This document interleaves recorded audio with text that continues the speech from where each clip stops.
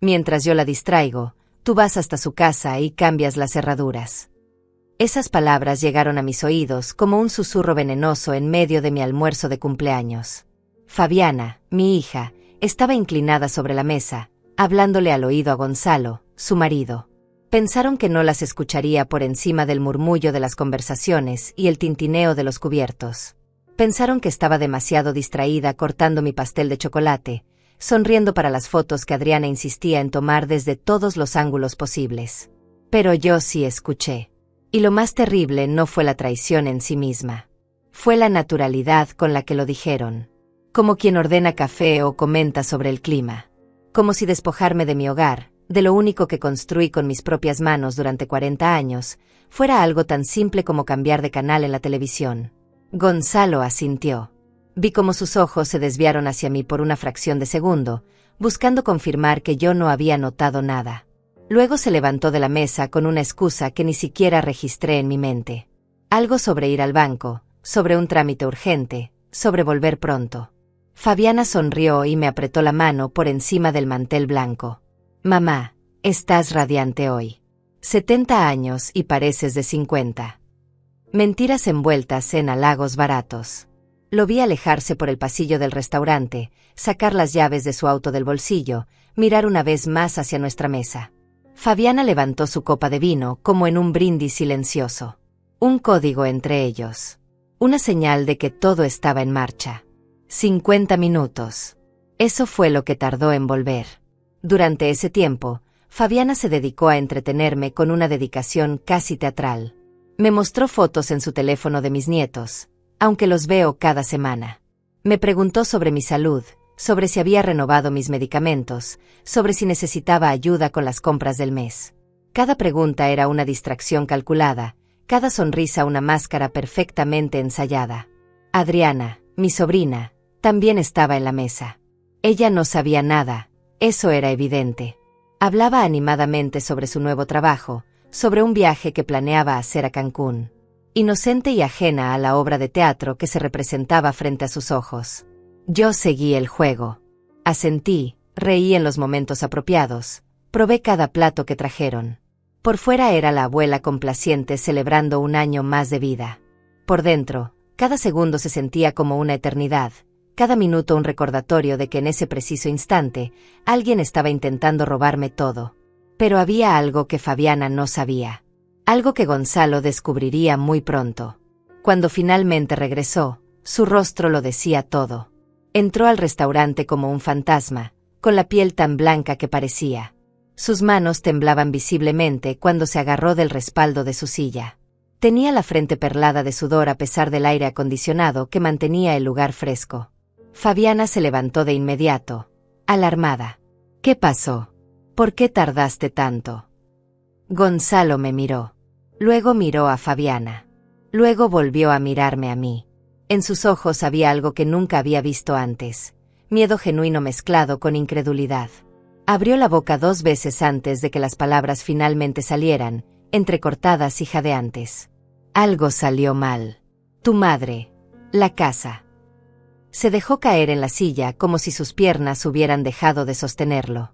Fabiana se inclinó hacia él, urgente, tratando de mantener la voz baja para que Adriana y yo no escucháramos. Pero yo estaba atenta. Muy atenta. ¿Qué quieres decir con que algo salió mal? ¿Hiciste lo que acordamos o no? Fui hasta allá, Fabiana. Fui con el cerrajero que contrataste. Pero cuando llegamos... Hizo una pausa, pasándose las manos por el rostro en un gesto de desesperación absoluta. La casa ya no está a nombre de tu madre. Hay nuevos dueños.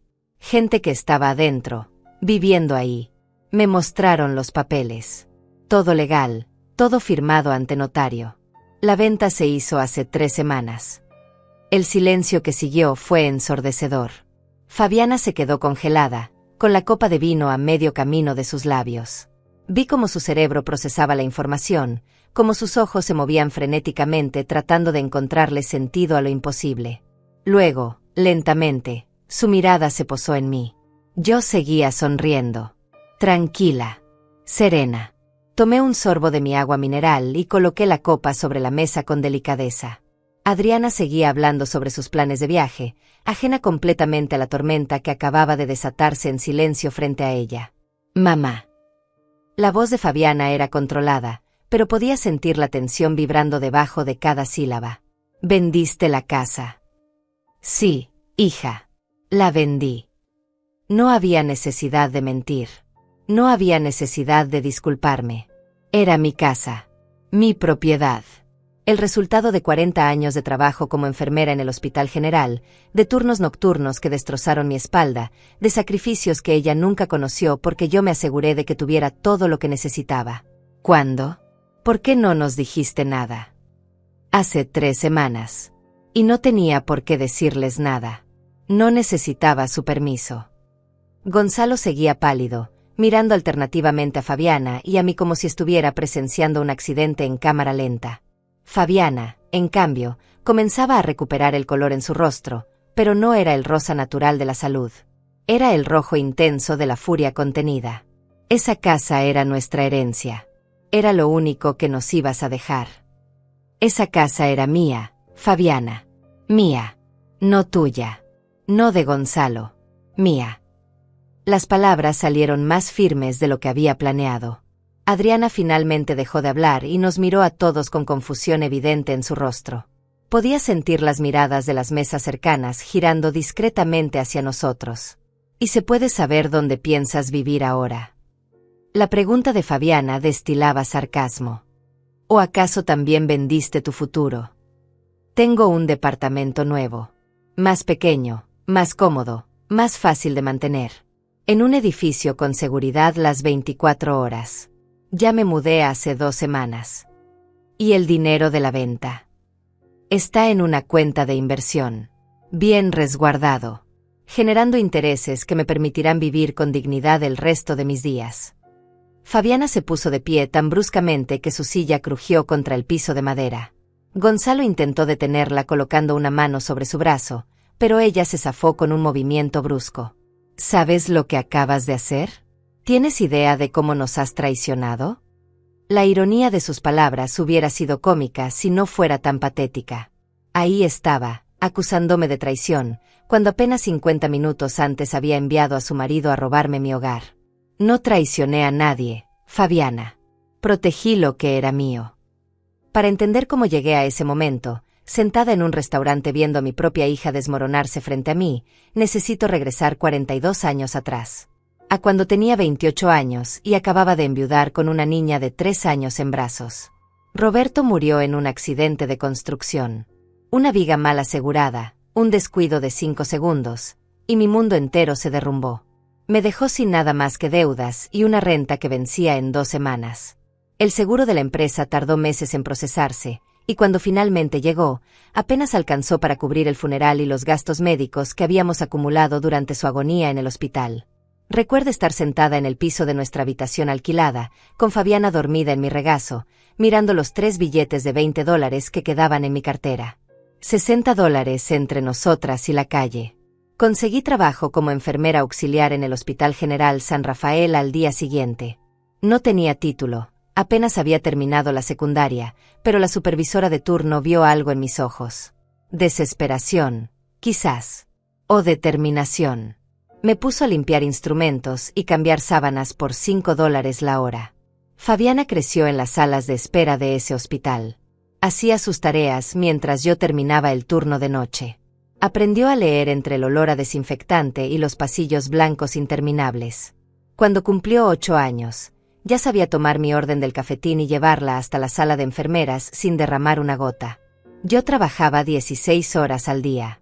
Turnos dobles, triples cuando me los ofrecían. Cada $1 extra significaba un ladrillo más cerca de tener algo propio. Guardaba el dinero en una lata de galletas escondida debajo de mi colchón porque no confiaba en los bancos.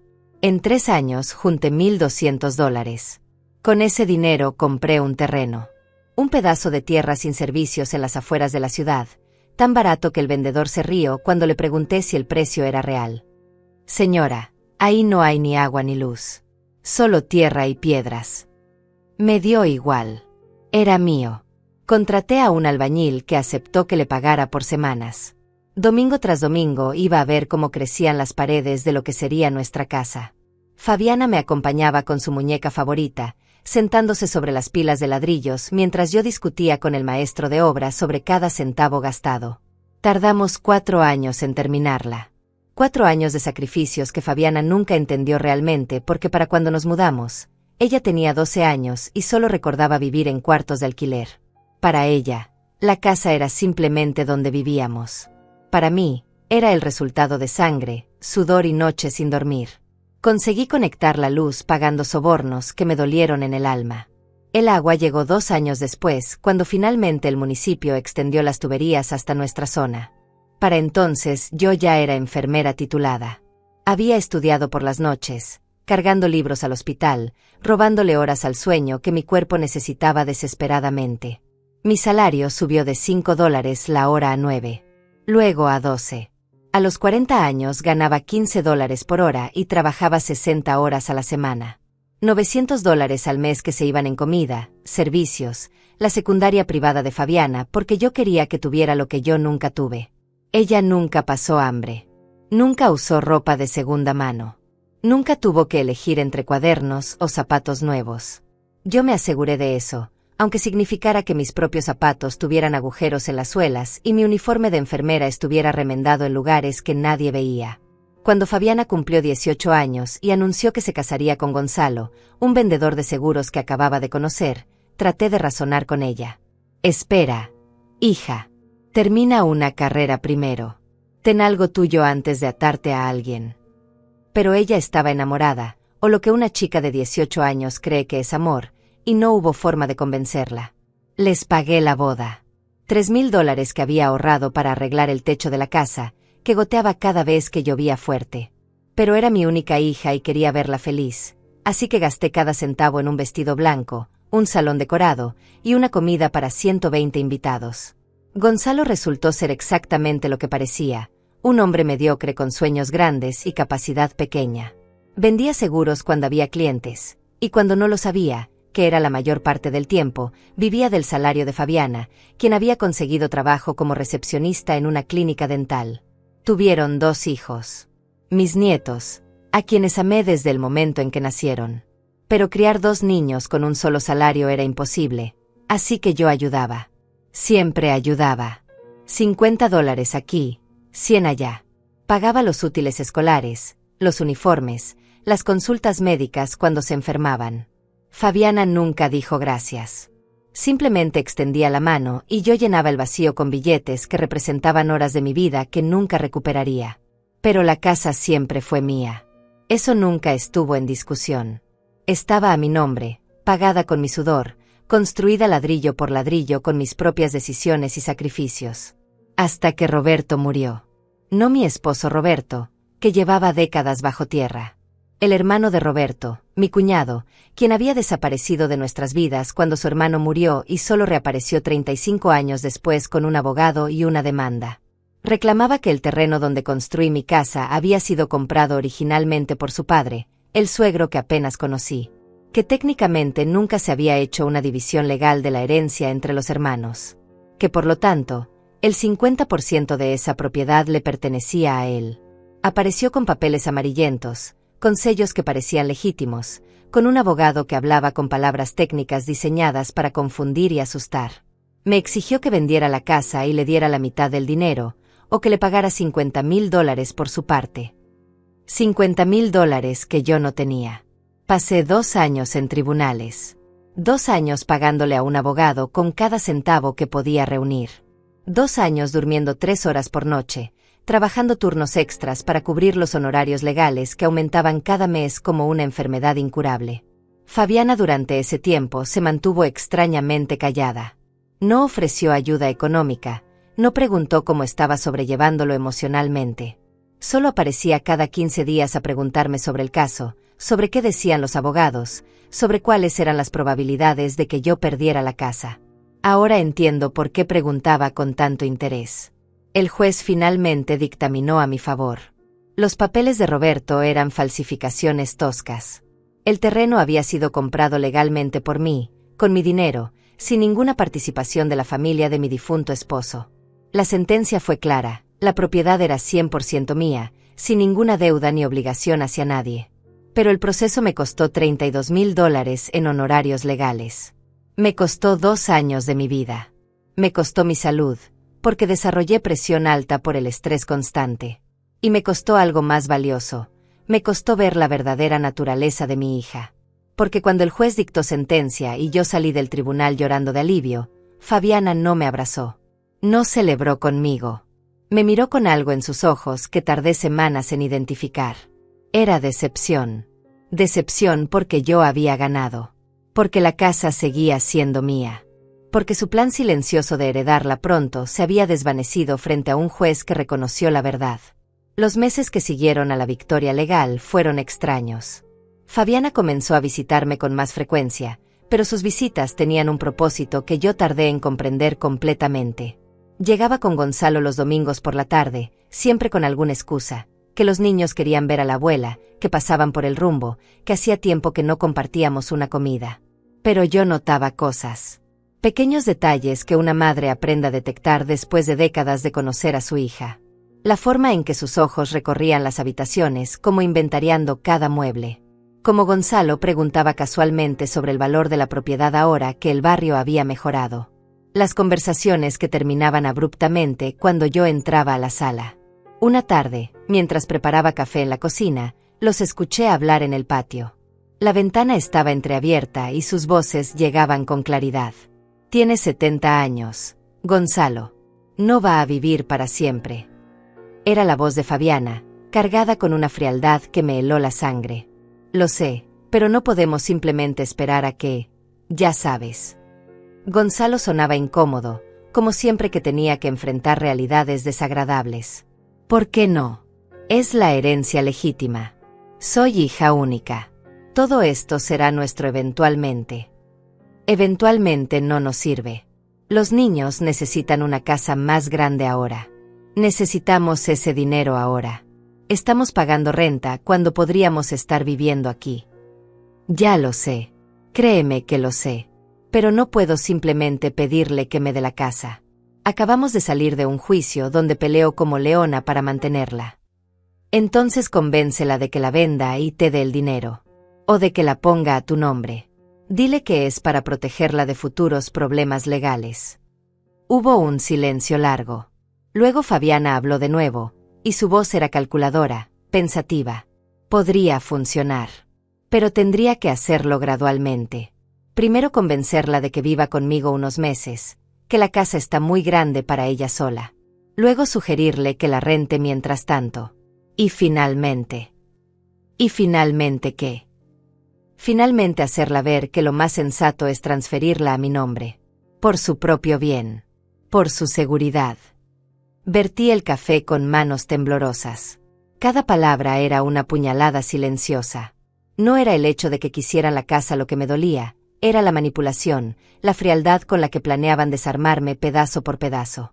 Salí al patio con la bandeja de café y galletas, sonriendo como si no hubiera escuchado nada. Ellos también sonrieron, tomaron sus tazas, hablaron sobre el clima y los nietos. Perfectos actores en una obra que yo acababa de descubrir que llevaba meses en cartelera. Las semanas siguientes confirmaron mis sospechas. Fabiana comenzó a hacer comentarios sobre lo sola que debía sentirme en esa casa tan grande. Mamá, tienes 4 habitaciones y solo usas una. ¿No te parece un desperdicio? Gonzalo mencionaba artículos que había leído sobre ancianos que sufrían accidentes en casas de 2 pisos. Las escaleras son peligrosas a tu edad, Dolores. Una caída y podrías terminar en el hospital. Ancianos. Esa palabra comenzó a aparecer con frecuencia en sus conversaciones. Como si mis 70 años me hubieran convertido automáticamente en alguien incapaz de cuidar de sí misma. Como si el hecho de tener canas y arrugas significara que mi cerebro había dejado de funcionar. Una noche, Fabiana llegó con una carpeta llena de folletos. Mira, mamá, investigué sobre residencias para adultos mayores. Lugares hermosos donde tendrías compañía, actividades, enfermeras disponibles las 24 horas. No necesito enfermeras. Yo soy enfermera. Pero te estás haciendo mayor. Y estos lugares son maravillosos. Mira este, tiene jardines, salón de baile, incluso clases de yoga. ¿Y cuánto cuesta ese paraíso? Bueno, es una inversión. $4,000 al mes. Pero si vendes la casa, tendría suficiente para... No voy a vender mi casa para encerrarme en un asilo de lujo, Fabiana. Su rostro se endureció por una fracción de segundo antes de recuperar la sonrisa dulce y preocupada. No es un asilo, mamá. Es una comunidad. Y no estoy diciendo que lo hagas ahora, solo que lo consideres. Por tu propio bien. Por mi propio bien. Esas 4 palabras se convirtieron en el estribillo constante de cada conversación. Todo era por mi propio bien. Mudarme con ellos era por mi propio bien. Vender la casa era por mi propio bien. Firmar papeles que ni siquiera me dejaban leer completamente era por mi propio bien. Gonzalo intentó otro enfoque. Comenzó a hablarme sobre inversiones, sobre cómo el dinero guardado en una casa no generaba intereses. Podrías vender, invertir el dinero, y vivir de las rentas que te generaría. $600, $700 al mes sin hacer nada. Ya tengo mi pensión del hospital. $1,200 mensuales. Es suficiente. Pero con más dinero podrías viajar, darte gustos, disfrutar tu vejez. Vejez.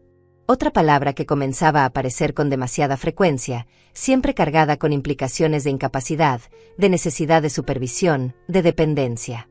Pero lo que realmente me abrió los ojos fue una conversación que escuché por casualidad 3 meses antes de mi cumpleaños. Había ido a dejarle a Fabiana un suéter que había tejido para mi nieto menor. Toqué el timbre pero nadie respondió, aunque el auto de Gonzalo estaba en la entrada. La puerta estaba entreabierta, así que entré llamándolos. Sus voces venían del estudio. Hablaban por teléfono, en altavoz, con alguien que tenía un tono profesional y frío. Entonces lo que usted sugiere es que esperemos a que tenga un problema de salud que la incapacite temporalmente. Era la voz de un hombre mayor, probablemente un abogado. Exacto. Respondió Gonzalo. Un accidente, una hospitalización, algo que justifique que necesita ayuda para manejar sus asuntos. Y en ese momento, ustedes solicitarían tutela temporal, presentando evidencia de que la señora no puede tomar decisiones por sí misma. ¿Pero eso es legal?, preguntó Fabiana. Quiero decir, ella está perfectamente bien ahora. Lúcida. Independiente. Por eso dije temporalmente. Un juez podría otorgarles tutela por 6 meses, renovable según el estado de salud de su madre. Durante ese tiempo, ustedes tendrían poder legal para vender propiedades, manejar cuentas bancarias, tomar decisiones médicas. ¿Y si ella se opone? Si pueden demostrar que no está en condiciones de oponerse racionalmente, su objeción no tendría peso legal. Necesitarían evaluaciones psicológicas, testimonios de vecinos sobre comportamientos erráticos, ese tipo de cosas. Comportamientos erráticos que podríamos sugerir. Dijo Gonzalo lentamente. Yo no sugerí nada de eso. Pero digamos que si varios vecinos reportaran preocupaciones sobre olvidos, confusión, descuido personal, eso fortalecería su caso. ¿Y cuánto costarían sus honorarios? $5,000 por adelantado. Otros 5,000 cuando la tutela sea otorgada. 10,000 en total, que ustedes recuperarían fácilmente con la venta de la propiedad. Salí de esa casa sin hacer ruido, con el suéter todavía en mis manos y el corazón latiéndome tan fuerte que pensé que se me saldría del pecho. Caminé las 4 cuadras hasta mi casa porque no confiaba en mis piernas para manejar. Esa noche no dormí.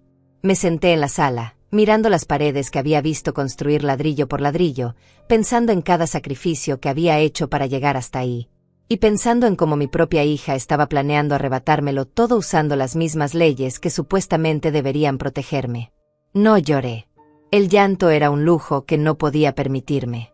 En su lugar, comencé a planear. Al día siguiente contraté a un abogado diferente. No le conté sobre la conversación que había escuchado, simplemente le dije que necesitaba proteger mis bienes de posibles conflictos futuros. Me recomendó varias opciones: un fideicomiso, una venta con usufructo vitalicio, o simplemente vender y reinvertir el dinero en algo más líquido y protegido. Elegí vender. La decisión de vender no fue fácil, pero fue necesaria. Esa casa representaba toda mi vida adulta, Cada rincón guardaba recuerdos que dolían al tocar. La mancha de pintura en la pared del pasillo donde Fabiana había intentado dibujar mariposas a los 6 años. La marca en el marco de la puerta de la cocina donde medí su estatura cada cumpleaños hasta que cumplió 15 y se negó a seguir con esa tradición infantil. El jardín que había cultivado con mis propias manos, donde crecían las rosas que Roberto amaba antes de morir. Pero los recuerdos no pagan abogados corruptos. Los sentimientos no detienen a hijas ambiciosas. Contraté a una agente de bienes raíces que una compañera del hospital me recomendó. Se llamaba Emilia Guerrero, una mujer de unos 50 años con ojos astutos y una forma directa de hablar que me agradó inmediatamente. Señora Garza, esta propiedad vale entre 180 y $200,000 en el mercado actual. El barrio ha mejorado mucho en los últimos años. Puedo conseguirle un buen precio. Necesito que sea rápido y discreto. Emilia me miró con esa expresión que tienen las mujeres que han visto suficiente mundo para no hacer preguntas innecesarias. Entiendo. Problemas familiares. Podría decirse así. Lo he visto antes. Hijos que de repente se interesan mucho en el bienestar de sus padres cuando huelen herencia. No se preocupe, puedo tener esto vendido en 3 semanas si acepta un precio justo. ¿Cuánto? 185,000. Hay una pareja joven buscando en esta zona, tienen el dinero listo, solo necesitan encontrar la casa correcta. La suya encaja perfectamente. 3 semanas. Ese era el tiempo que tenía para desarmar 40 años de mi vida y empezar de nuevo. Para empacar cada objeto, cada fotografía, cada pedazo de mi historia en cajas que irían a un lugar que todavía no conocía. Hágalo.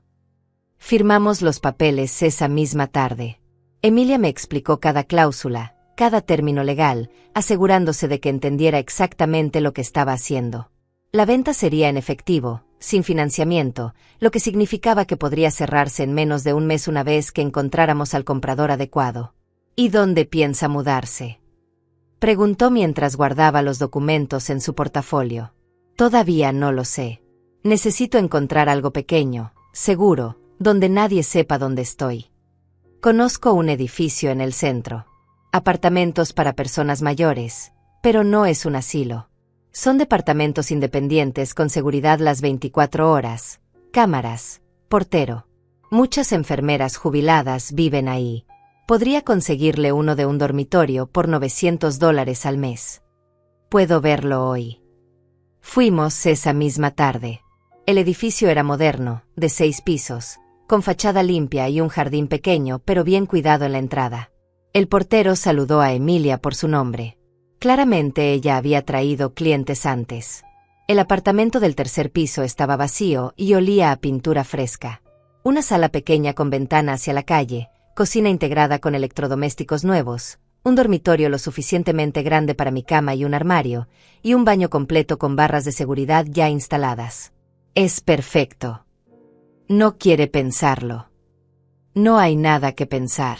Lo tomo. Firmé el contrato de arrendamiento ese mismo día, pagué 3 meses por adelantado con el dinero que tenía ahorrado. $2,700 que dolieron sacar de mi cuenta, pero era una inversión en mi libertad. Durante las siguientes 2 semanas viví una doble vida. Por el día, seguía siendo la Dolores que Fabiana conocía, la madre disponible, la abuela complaciente, la mujer mayor que supuestamente necesitaba ayuda para todo. Por las noches, empacaba en secreto. Ropa, documentos importantes, fotografías, los pocos objetos de valor sentimental que no podía dejar atrás. Fabiana seguía visitándome, cada vez con más frecuencia. Siempre con Gonzalo, siempre con esa expresión de preocupación que ahora reconocía como completamente falsa. Me traían comida que yo no había pedido, se ofrecían a hacer reparaciones en la casa que no necesitaban hacerse, preguntaban constantemente sobre mi salud. Mamá, te ves cansada. ¿Estás durmiendo bien? Perfectamente, hija. Es que te noto distraída últimamente. Ayer me llamaste por teléfono y me dijiste lo mismo 2 veces. ¿De verdad? No lo recuerdo. Mentía. Sabía exactamente lo que estaba haciendo. Estaba creando su narrativa, documentando síntomas que después usarían contra mí. Cada visita era un registro mental de supuestos olvidos, confusiones, señales de deterioro cognitivo que existían solo en su imaginación conveniente. Gonzalo tomaba fotografías. Pensaba que no me daba cuenta, pero lo veía sacar su teléfono y capturar imágenes del interior de la casa. Los muebles, las habitaciones, todo lo que después reclamarían como parte de la herencia familiar que debe preservarse. 2 días antes de que la venta se cerrara, Fabiana llegó con una propuesta. Mamá, Gonzalo y yo hemos estado pensando. ¿Qué te parecería si te vienes a vivir con nosotros unos meses? Solo para probar. Podrías quedarte en el cuarto de huéspedes, estarías acompañada, no tendrías que preocuparte por la casa. ¿Y qué pasaría con esta casa mientras tanto? Podríamos rentarla. Obtener un ingreso extra que te vendría bien. Yo me encargaría de buscar inquilinos confiables, de cobrar la renta, de todo. Tú solo tendrías que disfrutar de estar con tu familia. Era tan obvio que dolía. Una vez que estuviera viviendo con ellos, una vez que la casa estuviera rentada a nombre de Fabiana, sería cuestión de tiempo antes de que encontraran la forma de quitármela permanentemente. Un papel firmado aquí, una supuesta emergencia médica allá, y yo perdería todo sin siquiera darme cuenta hasta que fuera demasiado tarde. Déjame pensarlo. No hay mucho que pensar, mamá. Es por tu bien. Ahí estaba otra vez.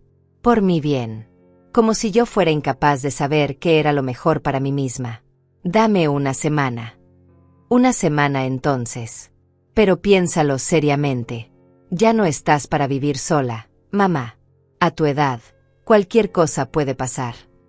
Se fueron esa noche y yo terminé de empacar. Cajas y más cajas de una vida entera reducida a cartón y cinta adhesiva. Contraté una empresa de mudanzas pequeña, de esas que no hacen preguntas y trabajan en efectivo. Les pagué $300 para que movieran todo al apartamento nuevo durante un día en que sabía que Fabiana estaría trabajando. La venta se cerró un martes por la tarde en la oficina del notario. La pareja compradora, Claudio y Brenda Flores, eran exactamente lo que Emilia había prometido, jóvenes profesionales con un bebé en camino, buscando su primer hogar.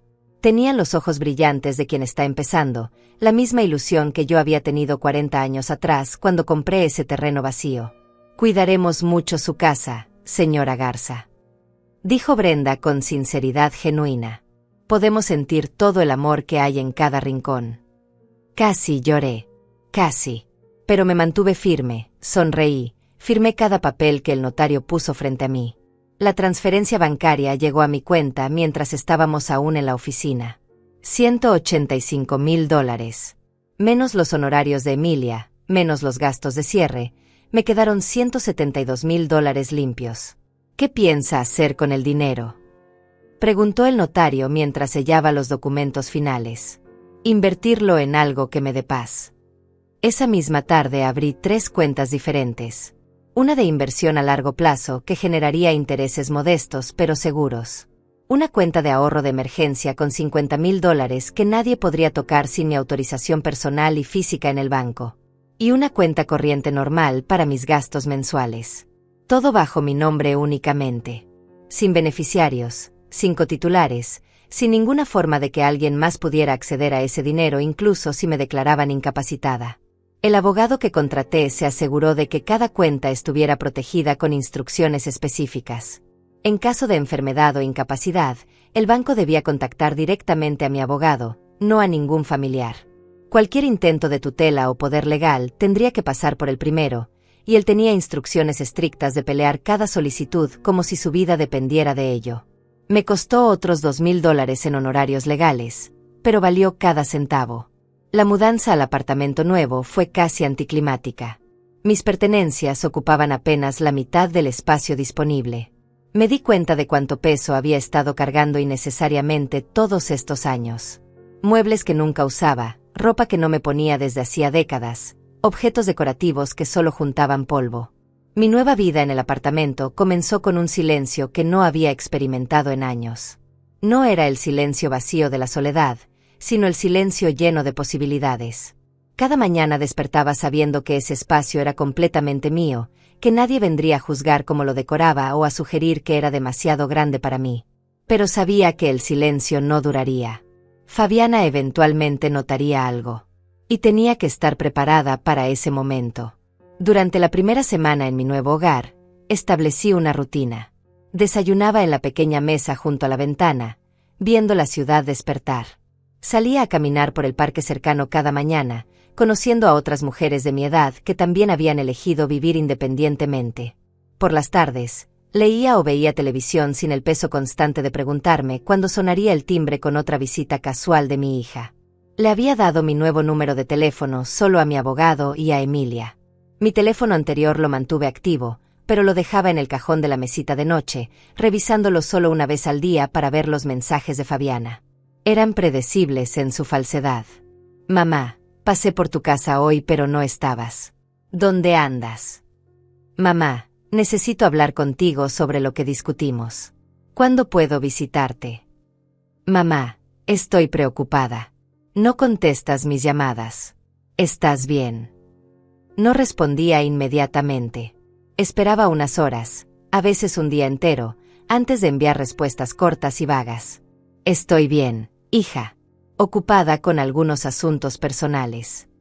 Nada que le diera información real, nada que le permitiera rastrear lo que realmente estaba haciendo. Pasaron 2 semanas. Luego 3. Fabiana comenzó a impacientarse, sus mensajes se volvieron más insistentes, más demandantes. Mamá, necesito verte. Es urgente. Tenemos que hablar sobre tu futuro. Mi futuro. Como si ella tuviera algún derecho a decidir sobre él. Fue Gonzalo quien finalmente apareció en la casa. O en lo que había sido mi casa. Claudio Flores me llamó una tarde, confundido y ligeramente alarmado. Señora Garza, hay un hombre aquí que dice ser su yerno. Está exigiendo entrar. Dice que necesita recoger unas cosas suyas. Le expliqué que la casa ya no es suya, que compramos la propiedad legalmente, pero insiste en que debe haber un error. No hay ningún error, señor Flores. La casa es completamente suya ahora. Mi yerno no tiene ningún derecho sobre ella ni sobre nada de lo que hay adentro. Si continúa molestándolo, llame a la policía. ¿Está segura? Parece muy alterado. Completamente segura. Y señor Flores, es posible que en las próximas semanas aparezca más gente haciendo reclamos similares. Por favor, no les permita entrar. Todos los documentos de la venta están en orden. Usted no tiene nada de qué preocuparse. Colgué y me serví un té de manzanilla con manos perfectamente firmes. Así que finalmente lo habían descubierto. Me pregunté cuánto tiempo tardarían en encontrarme. La respuesta fue menos de 2 horas. Mi teléfono antiguo comenzó a sonar sin parar. Llamada tras llamada de Fabiana, de Gonzalo, incluso de números desconocidos que asumí eran de amigos o familiares que ellos habían reclutado para su causa. No contesté ninguna. Solo me senté en mi sillón nuevo, bebiendo mi té, esperando. Los mensajes de voz comenzaron a llenarse. Los escuché esa noche, uno por uno, como quien escucha una obra de teatro particularmente mala. Mamá, ¿qué hiciste? ¿Vendiste la casa? ¿Sin decirnos nada? ¿Cómo pudiste hacer algo así? La voz de Fabiana oscilaba entre incredulidad y furia mal contenida. Dolores, necesitamos hablar urgentemente. Esto es muy serio. Has cometido un error terrible. Gonzalo intentaba sonar autoritario, pero solo conseguía sonar desesperado. Mamá, por favor, contesta. Estamos muy preocupados. ¿Dónde estás viviendo ahora? ¿Por qué no nos dijiste que ibas a vender? Teníamos planes. Habíamos hablado sobre tu futuro. Fabiana de nuevo, ahora intentando el enfoque de la hija preocupada. El último mensaje era el más revelador.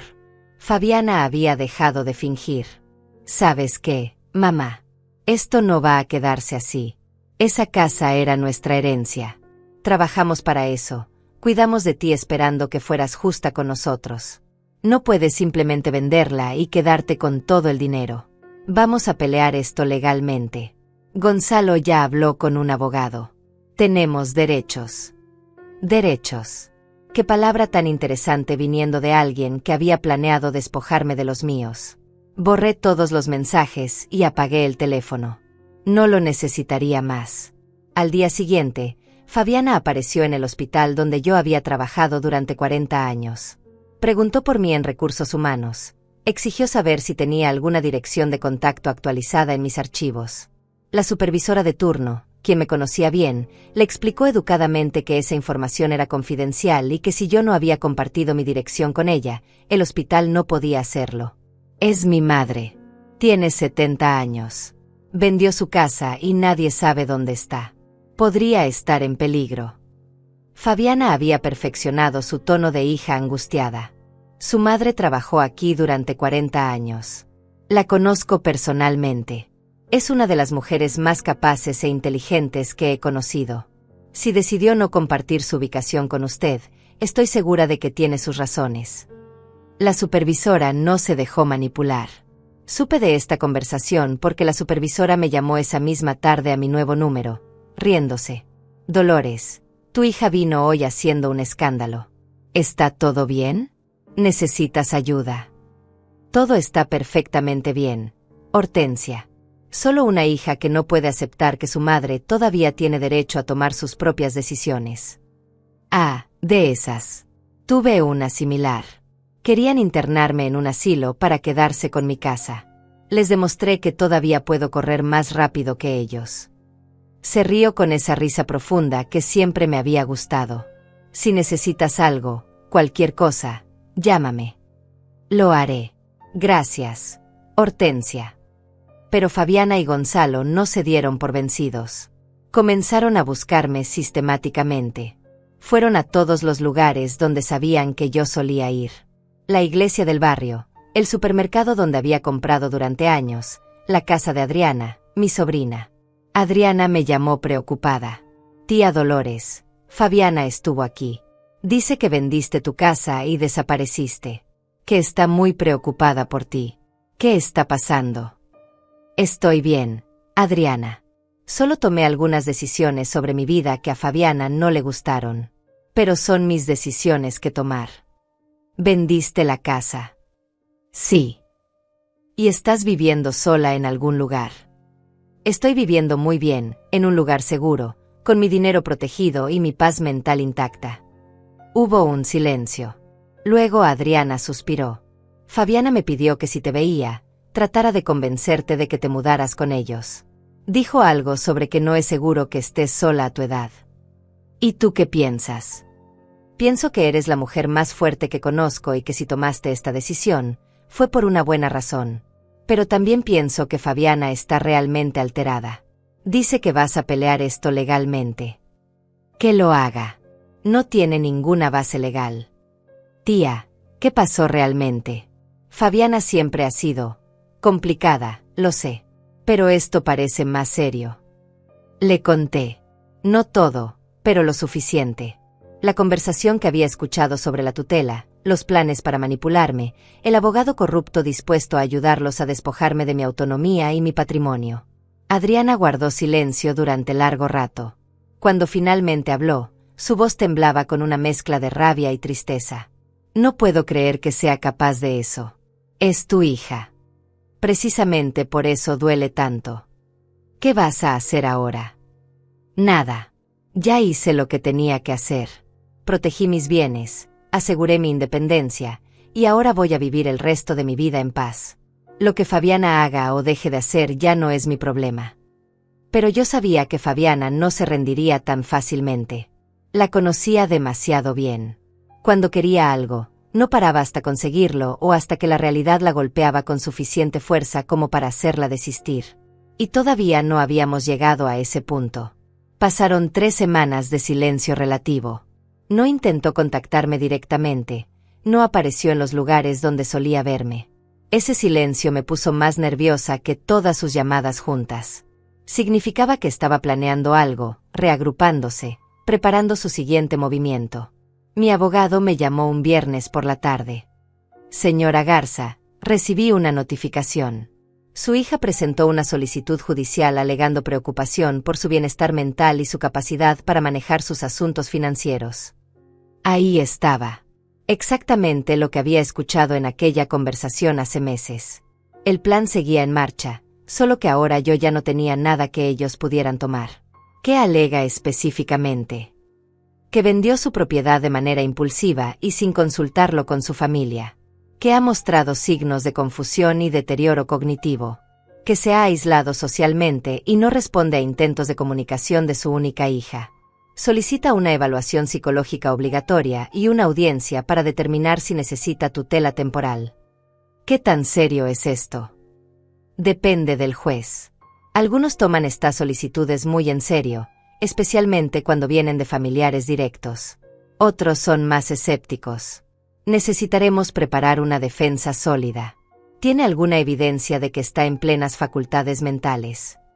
Tengo 40 años de historia laboral como enfermera profesional. Tengo registros de mi jubilación que muestran que manejé todos los trámites yo misma. Tengo el proceso completo de la venta de mi casa, donde firmé cada documento con plena conciencia y con la asesoría de profesionales. Bien, eso ayuda. Pero también necesitaremos una evaluación psicológica independiente que demuestre su capacidad cognitiva. Y sería útil tener testigos que puedan hablar sobre su estado mental actual. ¿Cuándo es la audiencia? En 3 semanas.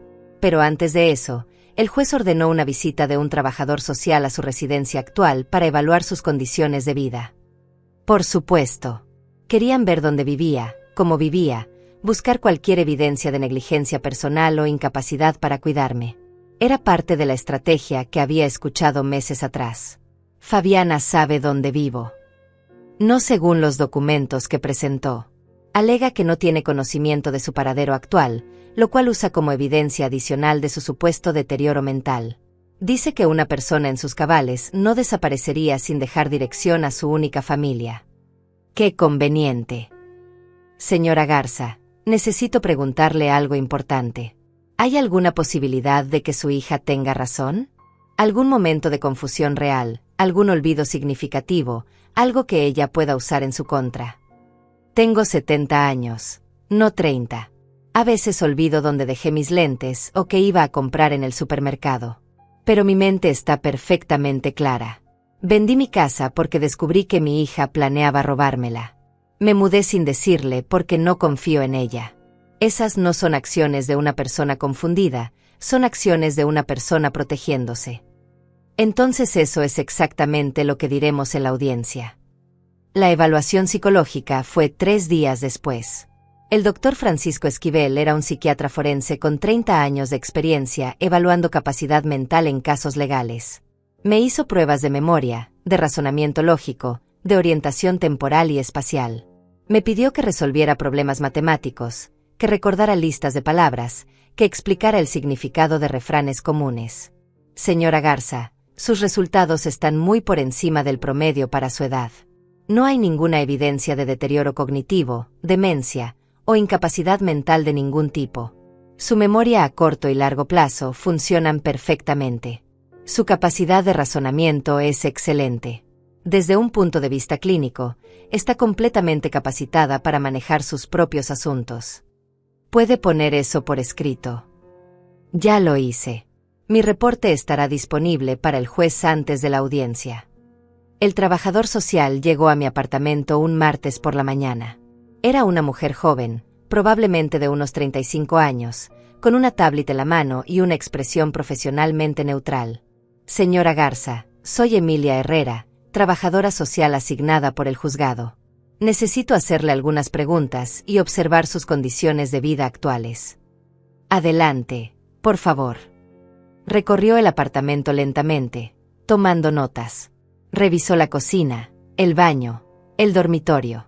Abrió el refrigerador y vio que estaba bien surtido con comida fresca. Revisó el botiquín y vio mis medicamentos ordenados y al día. Observó que el apartamento estaba limpio, organizado, decorado con gusto. ¿Vive sola aquí? Sí. ¿Quién la ayuda con las compras, la limpieza, la preparación de alimentos? Nadie. Lo hago yo misma.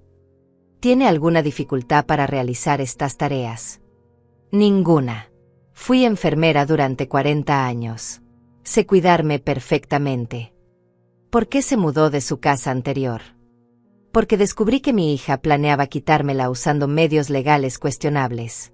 Vendí la propiedad para proteger mi patrimonio y me mudé aquí para tener paz. Emilia levantó la vista de su tablet, sus ojos mostrando interés genuino por primera vez. Eso es una acusación seria. Es la verdad.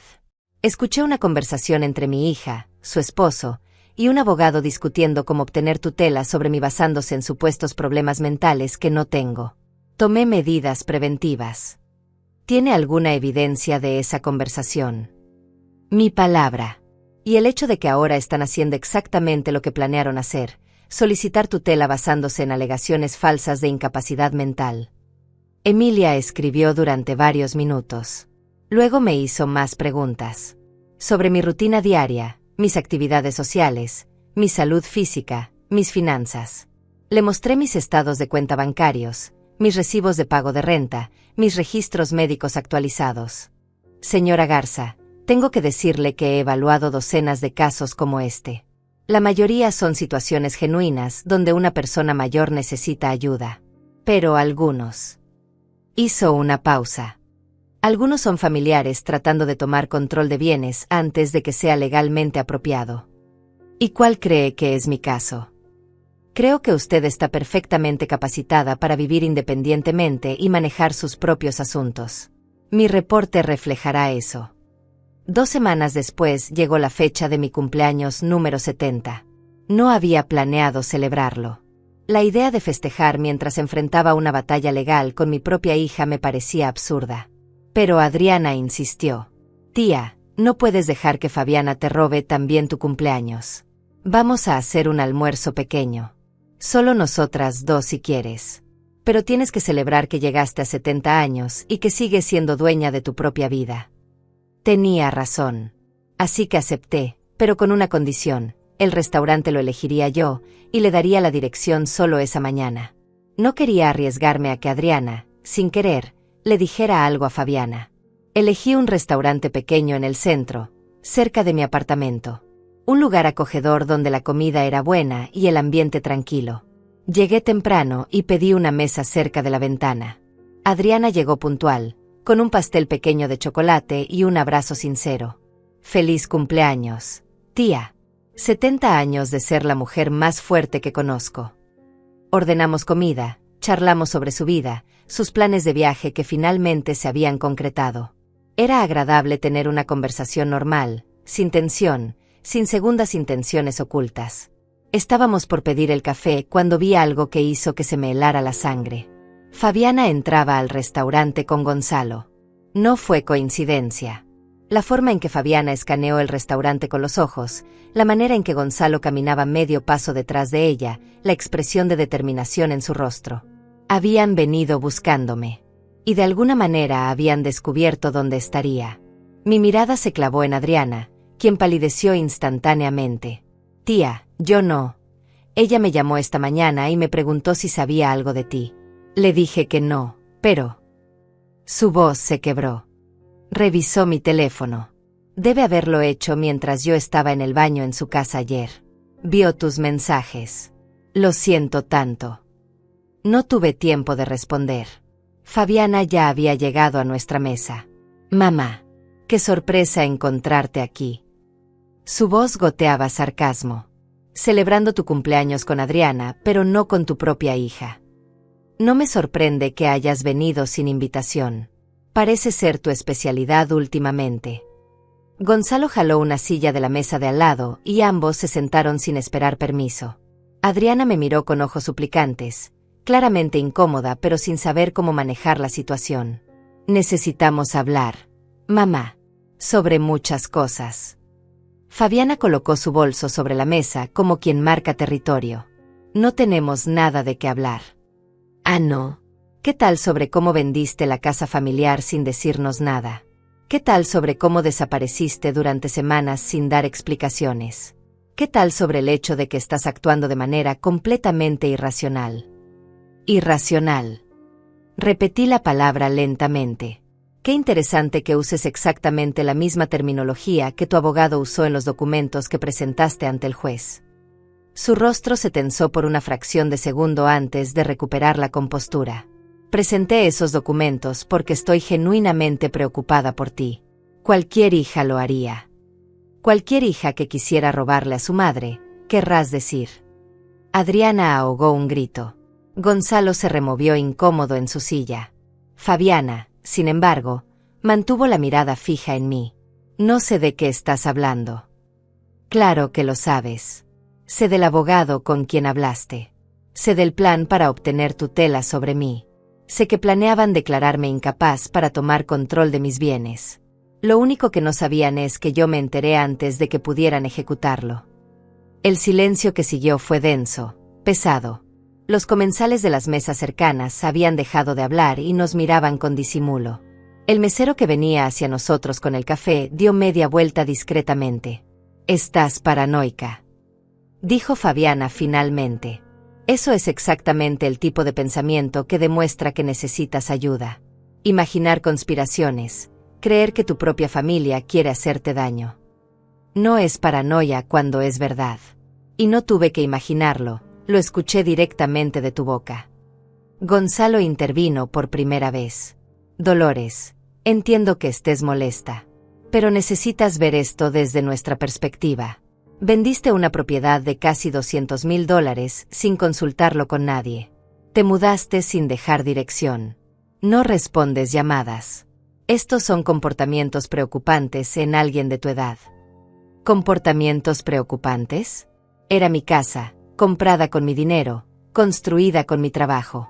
No necesitaba consultar con nadie para venderla. Y me mudé sin dejar dirección precisamente porque sabía que vendrían a hacer esto, a manipularme, a presionarme, a intentar controlarme. Nadie quiere controlarte, mamá. Fabiana había cambiado a su voz dulce, la que usaba cuando intentaba convencerme de algo.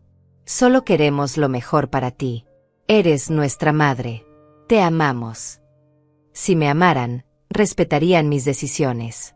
Si me amaran, no habrían contratado a un abogado para planear cómo despojarme de mi autonomía. Esa es tu versión de los hechos. Una versión distorsionada por... Fabiana buscó las palabras correctas. Por tu edad, por el estrés de vivir sola, por la confusión natural que viene con el envejecimiento.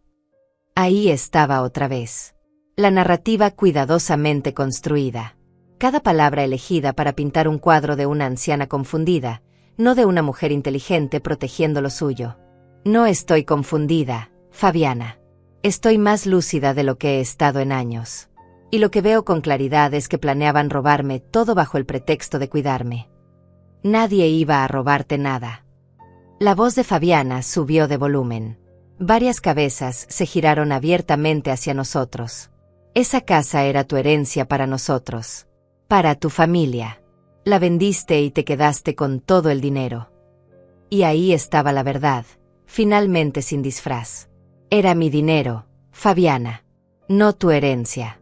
No hasta que yo muera, y aparentemente eso no puede esperar. No digas eso. Eso es horrible.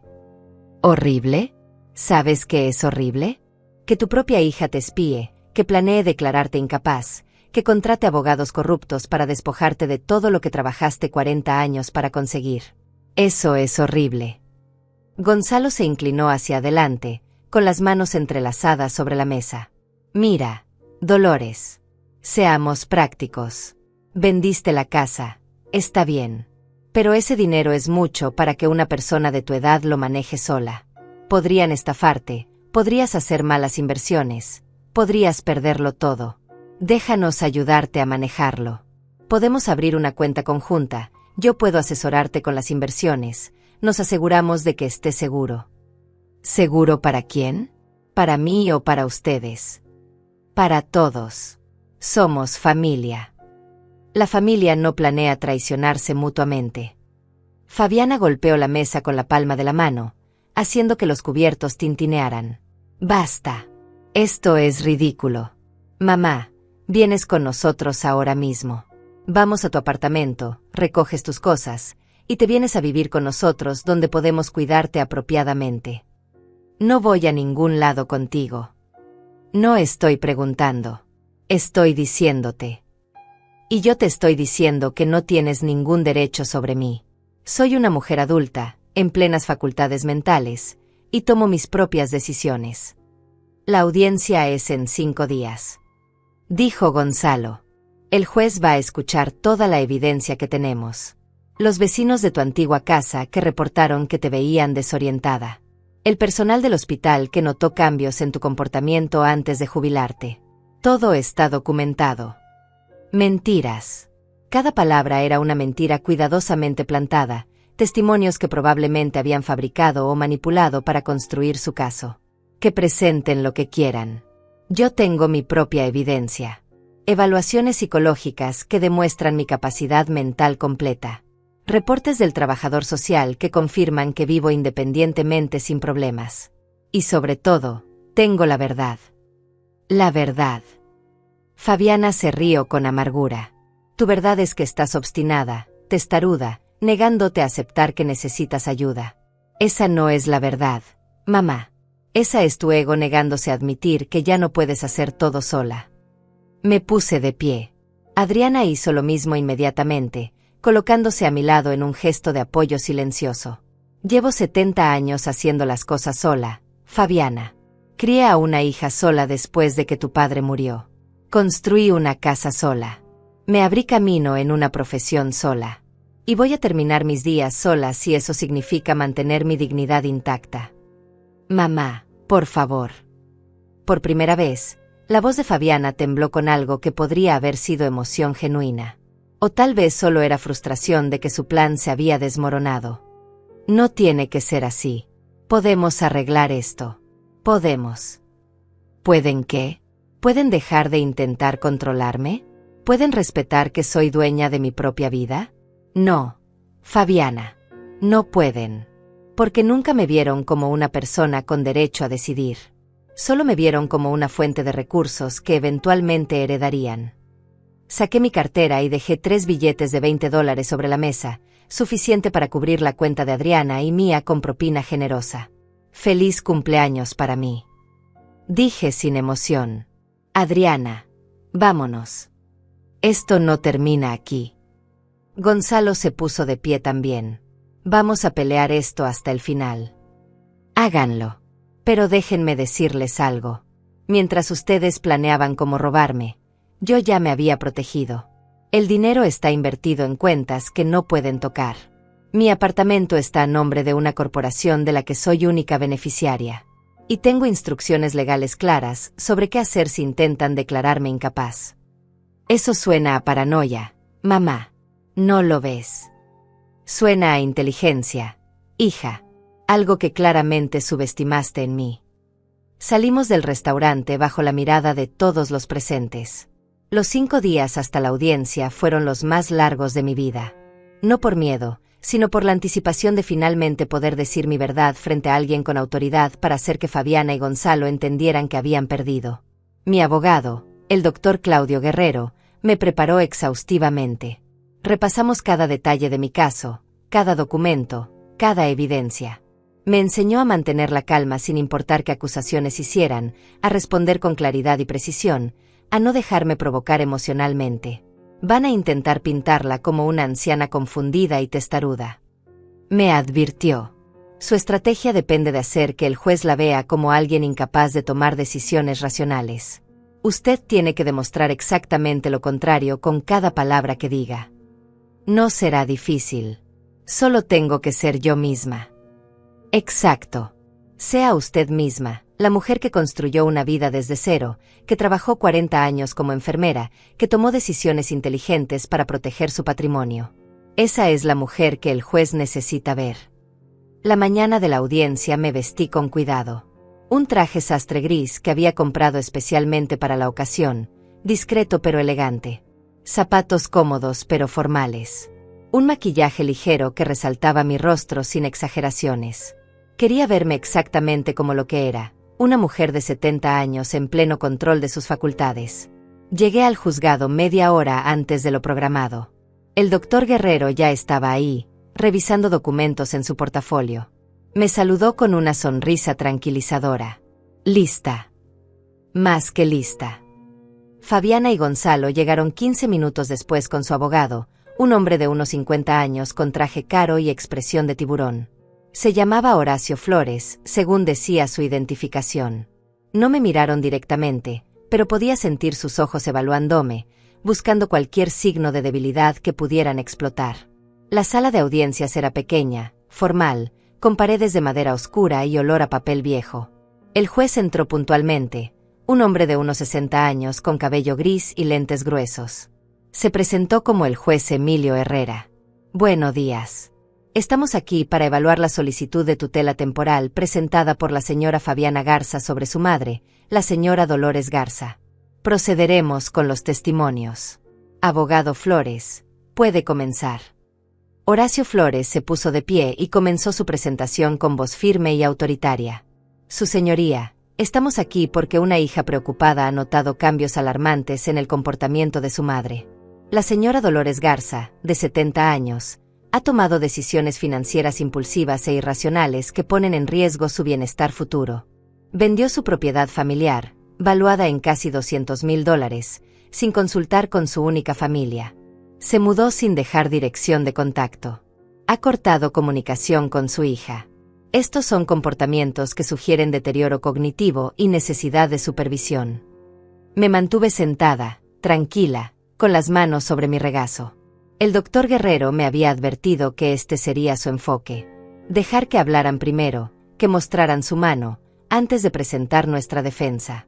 Tenemos testimonios de vecinos que reportaron comportamientos erráticos. La señora Garza fue vista deambulando por su vecindario a horas extrañas, parecía confundida sobre qué día era, olvidaba conversaciones que había tenido días antes. Mentiras. Todas mentiras.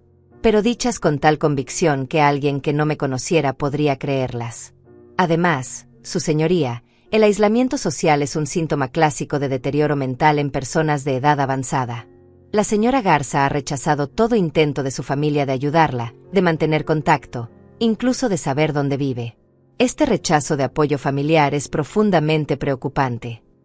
El juez escuchaba con atención, tomando notas ocasionales. Su expresión era neutral, imposible de leer. Solicitamos que se otorgue tutela temporal a mi clienta para proteger los intereses de su madre.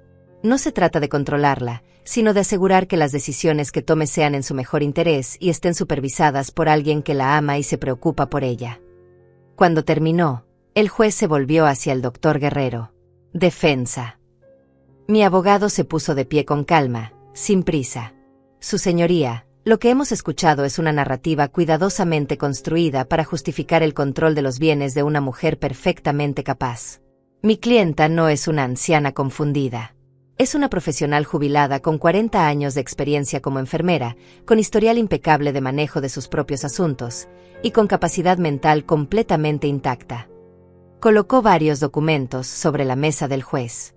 Aquí tenemos la evaluación psicológica del Dr. Francisco Esquivel, psiquiatra forense certificado. Los resultados muestran que la señora Garza tiene capacidad cognitiva muy superior al promedio para su edad. No hay ningún signo de demencia, deterioro mental o incapacidad para tomar decisiones. El juez revisó los documentos con atención. También tenemos el reporte de la trabajadora social Emilia Herrera, quien visitó la residencia actual de mi clienta y la encontró viviendo de manera completamente independiente en condiciones óptimas. Su apartamento está limpio, organizado, bien mantenido.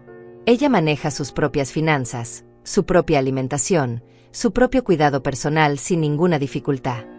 El doctor Guerrero hizo una pausa, dejando que la información se asentara. La verdad, su señoría, es que la señora Garza descubrió que su hija planeaba obtener control de sus bienes usando exactamente el mecanismo que estamos viendo hoy, una solicitud de tutela basada en alegaciones falsas de incapacidad. Ella tomó medidas preventivas inteligentes y completamente racionales para proteger lo que le pertenece por derecho. Eso es absurdo. Interrumpió Horacio Flores. Mi clienta jamás. El juez levantó la mano. Dejemos que termine, abogado. Gracias, su señoría. Mi clienta está dispuesta a testificar bajo juramento sobre lo que escuchó. Pero más allá de eso, los hechos hablan por sí mismos. Una mujer que puede planear y ejecutar la venta de una propiedad, que puede investigar y mudarse a una nueva residencia apropiada, que puede manejar inversiones financieras complejas, no es una mujer que necesite tutela. Es una mujer que necesita que su familia respete su autonomía. El juez me miró directamente por primera vez. Señora Garza, me gustaría escucharla. ¿Puede explicarme en sus propias palabras por qué vendió su casa? Me puse de pie. Mi voz salió firme, clara, sin temblor. La vendí, su señoría, porque escuché a mi hija y a su esposo planeando exactamente esto. Escuché una conversación donde discutían con un abogado cómo obtener tutela sobre mí, cómo fabricar evidencia de incapacidad mental, cómo tomar control de mi propiedad. No iba a esperar a que ejecutaran ese plan. Así que me protegí. Eso es una mentira. Fabiana se puso de pie. Mamá, ¿cómo puedes decir eso? Jamás haríamos algo así. Silencio. El juez habló con autoridad. Señora Garza, siéntese. Señora Garza Mayor, continúe. Trabajé 40 años como enfermera en el Hospital General San Rafael. Crié a mi hija sola después de enviudar. Compré un terreno y construí mi casa con mi propio dinero, ladrillo por ladrillo. Defendí esa propiedad en un juicio que me costó 2 años y $32,000. No soy una mujer que tome decisiones impulsivas, su señoría. Cada decisión que he tomado en mi vida ha sido calculada y pensada. ¿Y su hija? ¿No cree que ella podría estar genuinamente preocupada por usted? Si estuviera genuinamente preocupada, habría respetado mi decisión de vender. Habría preguntado cómo podía ayudarme con la mudanza. Habría celebrado que aseguré mi futuro financiero. En lugar de eso, contrató un abogado y presentó una demanda de tutela. Esas no son las acciones de una hija preocupada, su señoría. Son las acciones de alguien furioso porque perdió acceso a una herencia que creía suya. El silencio en la sala era absoluto. El juez me estudió durante un largo momento. Abogado Flores, ¿tiene evidencia concreta del deterioro mental que alega?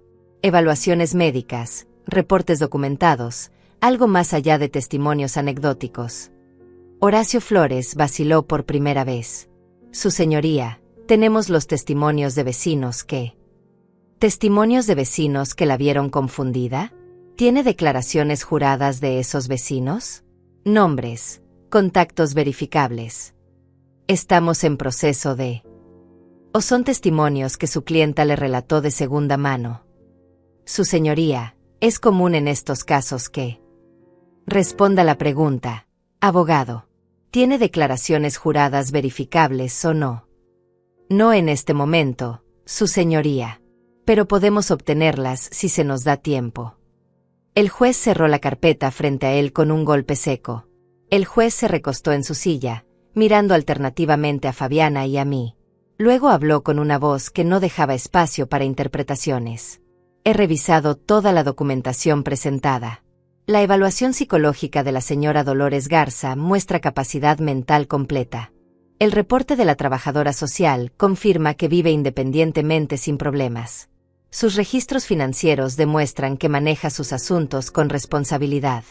No veo ninguna evidencia concreta que justifique una tutela, ni siquiera temporal.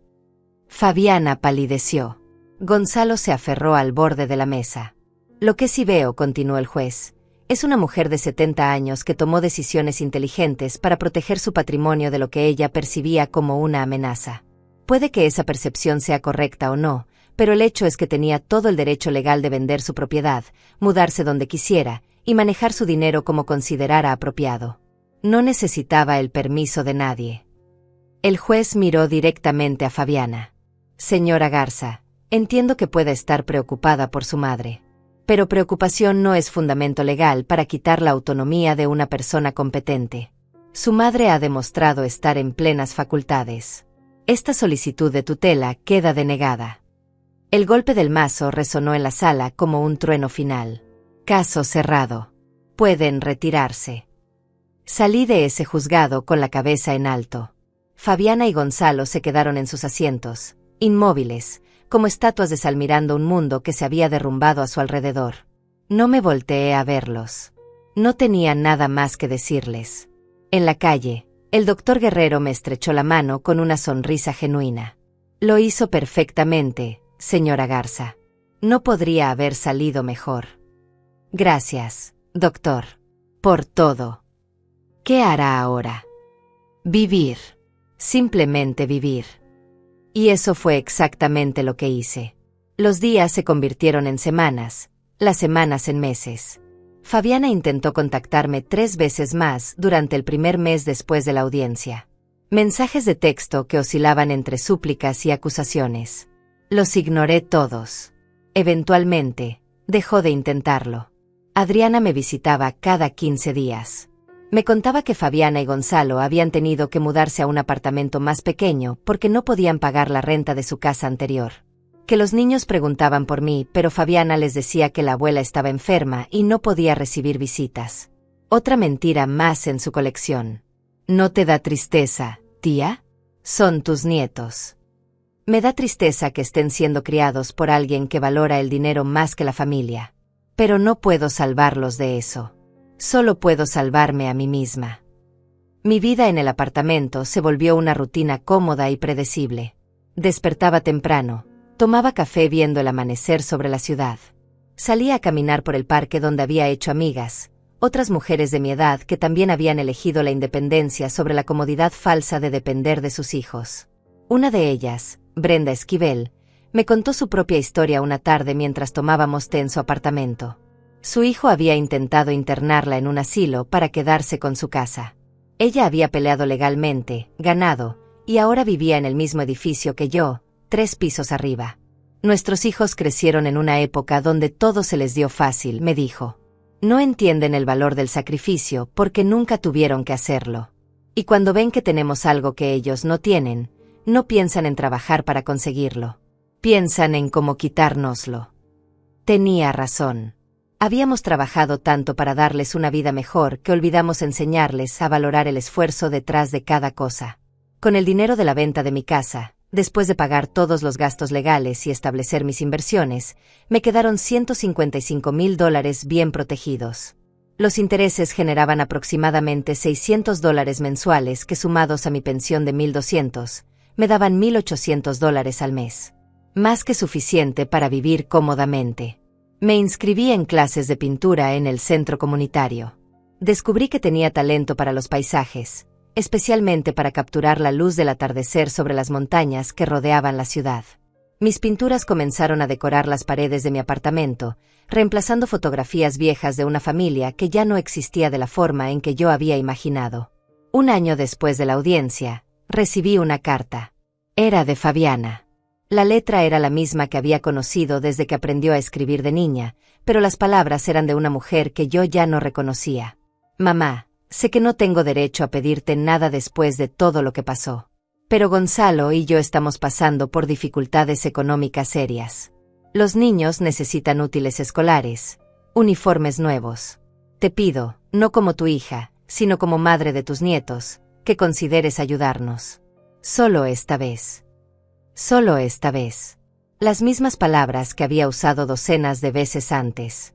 Solo esta vez se convertía en solo otra vez, y otra más, hasta que no quedaba nada. Rompí la carta sin responder. 2 meses después, me enteré por Adriana que Fabiana había conseguido un trabajo de medio tiempo como recepcionista en una oficina dental. Que Gonzalo finalmente había empezado a vender seguros con más seriedad, obligado por la necesidad real en lugar de la ambición vaga. Que estaban aprendiendo, lentamente, a vivir con lo que tenían en lugar de con lo que esperaban heredar. ¿Crees que algún día se disculpe? Me preguntó Adriana. No lo sé. Y honestamente, ya no importa. No necesito su disculpa para vivir en paz. Esa paz la encontré sola, sin esperar nada de nadie. En mi cumpleaños 71, Adriana organizó una pequeña celebración en mi apartamento. Vinieron Brenda y otras 3 amigas del edificio. Comimos pastel de chocolate, bebimos vino, reímos recordando nuestras batallas legales y familiares como guerreras, comparando cicatrices de viejas guerras. Por nosotras, brindó Brenda levantando su copa. Por las mujeres que se negaron a ser invisibles, que pelearon por lo suyo, que eligieron la dignidad sobre la comodidad. Por nosotras, repetimos todas. Esa noche, sola en mi apartamento, me paré frente a la ventana mirando las luces de la ciudad. 71 años. 43 años desde que enviudé. 70 años aprendiendo que el amor verdadero no se demuestra con palabras bonitas, sino con respeto real. Que la familia no es quien comparte tu sangre, sino quien respeta tus decisiones. Que envejecer no significa volverse invisible o incapaz, sino acumular sabiduría suficiente para reconocer cuándo protegerse. Pensé en la casa que construí, en los ladrillos que coloqué uno por uno, en las paredes que vieron crecer a mi hija. Pensé en cómo había temido perderla, cómo ese miedo casi me paraliza. Y pensé en cómo, al final, perderla fue lo que me salvó. Porque descubrí que lo que realmente importaba no estaba en esas paredes. Estaba en mí. En mi capacidad de levantarme una vez más. En mi determinación de no dejar que nadie, ni siquiera mi propia sangre, me despojara de mi dignidad. Toqué el vidrio frío de la ventana con los dedos.